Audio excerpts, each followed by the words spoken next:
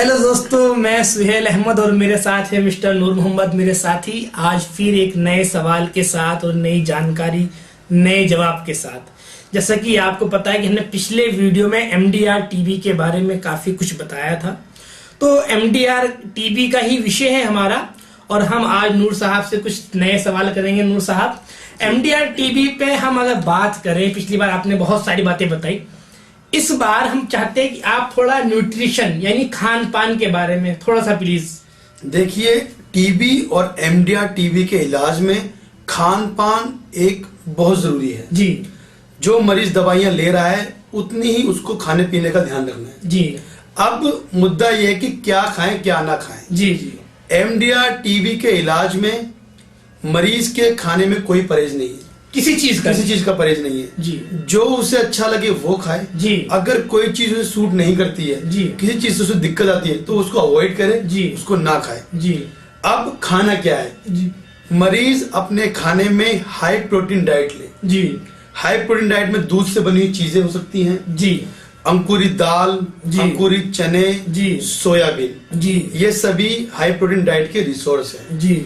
जैसा कि last video में हमने बहुत अच्छे से डिस्कस किया था जी, एक पोषक खिचड़ी के बारे में जी, जिसमें आप सोयाबीन डाल सकते हो जी जी, जिसमें आप दाल डाल सकते हो जी, जिसमें आप पनीर डाल सकते हो जी, जिसमें आप पालक डाल सकते हो जी। तो एक पोषक हाई प्रोटीन खिचड़ी तैयार हो जाएगी जी, जो कि मरीज के खाने के लिए भी अच्छी है जी, और खाने के साथ साथ पचाने में भी बहुत अच्छी है जी, और स्वादिष्ट भी होती है जी। यानी हाई प्रोटीन डाइट जो है, जो आपके घर में डेली रोजमर्रा की चीजें हैं, दालें हैं, सोयाबीन है, दूध से बनी चीजें हैं, दही, पनीर, ये चीजें हम लोगों के घरों में आसानी से मिल जाती है। यही हाई प्रोटीन डाइट है। इसकी मात्रा थोड़ी सी खाने में बढ़ा दे। और दूसरी बात, जब मरीज खाना खाता है तो कोशिश करे कि एक बार में 4 रोटी ना खाकर एक एक घंटे में खाना खाए। 1 घंटे में 1 रोटी खाए, फिर दूसरे घंटे में 1 रोटी खाए, क्योंकि जब मरीज एमडीआर टीबी का इलाज ले रहा होता है तो उसको जी मितलाना और उल्टी होने की शिकायत रहती है जी, जिसकी वजह से खाने में दिक्कत आती है जी। यानी कि एक साथ खाना नहीं खाना है, थोड़ा सा ठहर ठहर के खाए जी, टाइम ले लेकर खाए। इससे खाना पचने में भी आसानी होगी और जो उल्टियां वगैरह होती है उसमें भी थोड़ा कंट्रोल होगा जी। जब मरीज दवाई खाता है तो अपने दवाई खाने के समय पानी का कम इस्तेमाल करें जी। पानी कम इस्तेमाल करेगा तो उसको उल्टी नहीं होगी, ना ही उसका जी मितलाएगा। यानी जब मरीज दवाई खा रहा है तब कम से कम पानी का इस्तेमाल करे और बाकी पूरे दिन में खूब पानी खूब पिए जी जी जी। और मरीज जो अपनी दवाइयां हैं वो कोशिश करे कि 1 घंटे के अंतराल में सारी दवाइयां खा ले। ओके, जितनी भी दवाइयां उसको मिलती है डॉट सेंटर से, वो 1 घंटे में खा ले तो ज्यादा बेहतर है जी। क्योंकि एमडीआर टीबी के इलाज में जब इलाज चल रहा होता है मरीज का, मरीज को भूख बिल्कुल नहीं लगती है जी। इसलिए कोशिश करें कि आप खाना खाएं, थोड़ा थोड़ा करके खाएं और अपनी तरफ से खाएं जी। बिल्कुल खाना खाएं, थोड़ा थोड़ा खाएं और समय पर खाएं, उचित मात्रा में खाएं जी। दूसरी बात नूर साहब ये है कि थोड़ा साइड इफेक्ट जो होते हैं, कि जैसे कि मरीज कहते हैं कि वोमिटिंग टाइप का जी हो रहा है, ऐसा कुछ बताते हैं। जैसे कि एमडीआर टीबी का इलाज जो मरीज ले रहे हैं जी, तो उनमें कुछ साइड इफेक्ट भी देखे जाते हैं जी। जैसे कि जो सबसे कॉमन साइड इफेक्ट जो पाए जाते हैं मरीजों के अंदर, वो है जी मितलाना जी, उल्टी होना जी, पेट में गैस होना जी, सीने में जलन होना जी, और जोड़ में दर्द होना जी। अगर ये साइड इफेक्ट मरीज के अंदर पाए जाते हैं तो बिल्कुल भी घबराने की जरूरत नहीं है जी।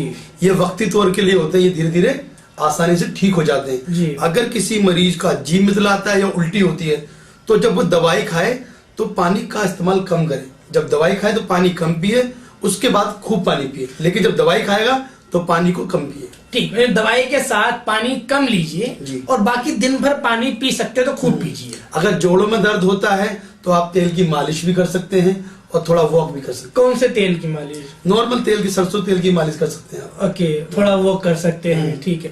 दूसरी चीज एक ये नूर साहब की वोमिटिंग के बताया, नोजिया के बारे में बताया, और कुछ इसके अलावा? देखिए, जैसे कि मैंने आपको बताया, जी मितलाना, उल्टी होना, पेट में गैस, सीने में जलन, जोड़ों में दर्द, अगर ये होता है तो ज्यादा घबराने की जरूरत नहीं है। लेकिन अगर आपको कानों में घंटी बजती है, सुनने में दिक्कत आती है या आंखों से धुंधलापन दिखता है तो तुरंत अपने नजदीकी सेंटर पर जाकर डॉक्टर को बताएं। दोस्तों, ये बहुत समझने वाली बात है कि जहां नूर साहब बता रहे हैं कि उल्टियां, जी मितलाना, जोड़ों में दर्द ऐसा हो तो ये 2-3 दिन में ठीक हो जाएगा। ठीक है, इसके लिए घबराना नहीं है।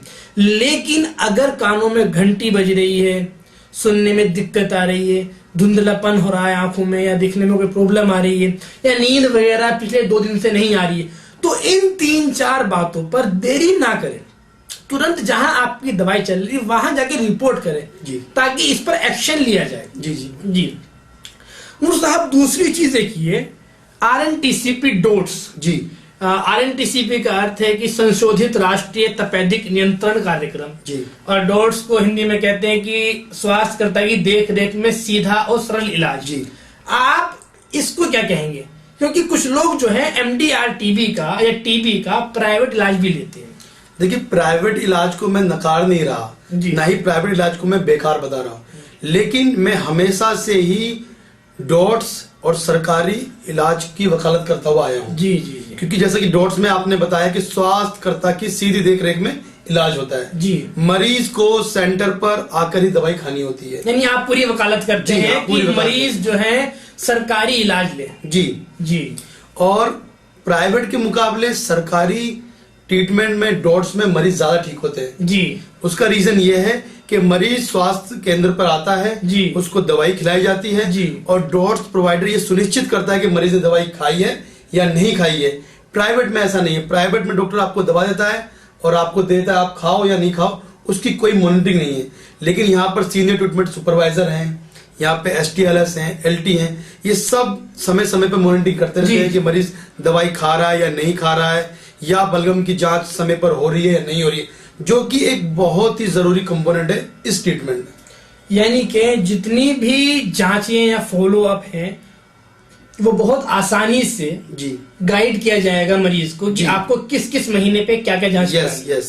ठीक है, मना नहीं कर रहे कि इलाज प्राइवेट लीजिए या वो इलाज बेकार है, लेकिन वकालत इसी चीज की रहेगी हमेशा, मेरे ख्याल से मोहम्मद। एक रीजन और इसका जो मेन रीजन ये है कि TB के इलाज में, MDR TB हो, TB का इलाज हो, सरकारी में बिल्कुल मुफ्त है, कोई खर्च नहीं है इसमें जी। जबकि प्राइवेट में आपको इसके लिए एक मोटी रकम खर्च करनी पड़ सकती है जी। और जब वो चीज हमें सरकारी मिल सकती है तो हम फिर प्राइवेट में क्यों जाए जी। ठीक है, और दोस्तों ये एक मुहिम है, हम नूर मोहम्मद साहब और हम मिलकर की हम भी TB फ्री इंडिया में अपना योगदान दें कि लोगों को जागरूक करें इस चीज के लिए कि प्लीज आप ट्रीटमेंट लें, प्लीज आप गवर्नमेंट सेक्टर में आए और ट्रीटमेंट लें। यदि कोई भी परेशानी होती है तो अपने स्वास्थ्यकर्ता जो दवाई देने वाले हैं, प्रोवाइडर से, उनको बताएं। और RNTCP गवर्नमेंट ये बहुत अच्छे से मरीजों की सेवा कर रहा है और ट्रीटमेंट दे रहा है। ठीक है, और बहुत अच्छे इसके परिणाम भी निकल कर आ रहे हैं। तो ये एक मुहिम है TB को इंडिया से बाहर करने की और इंडिया को TB फ्री करने की। TB लाइलाज मर्ज नहीं है और जांच इलाज पर कोई खर्च नहीं। बिल्कुल। तो दोस्तों बिल्कुल इस चीज को नकारना नहीं है कि कोशिश करें कि सरकारी इलाज लें, गवर्नमेंट की देखरेख में लें, और कोई दिक्कत परेशानी हो तो प्लीज अपने प्रोवाइडर्स, दवाई देने वाले सर भैया जो वहां मौजूद है, वहां उनके पास जाकर अपनी परेशानियों को बताएं। ठीक है, और इसी के साथ साथ और एक चीज कहना चाहेंगे, प्लीज इस वीडियो को आम जन तक पहुंचाएं जो आपने सुना, देखा और समझा, ताकि ये मैसेज, ये संदेश हर उसके पास पहुंच जाए जिसको इसकी जरूरत है। बहुत बहुत शुक्रिया, धन्यवाद।